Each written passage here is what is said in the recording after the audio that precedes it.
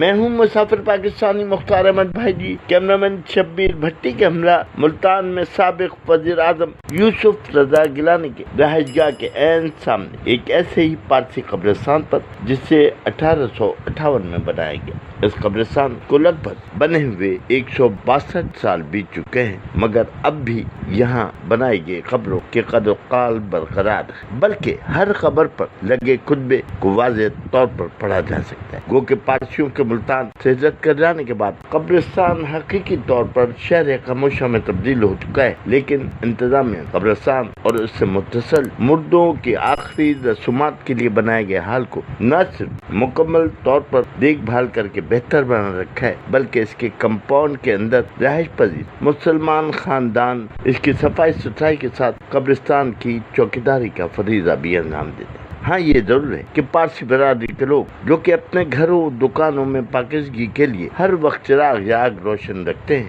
اب یہاں پاکیزگی کے چراغ نہیں جلائے جاتے۔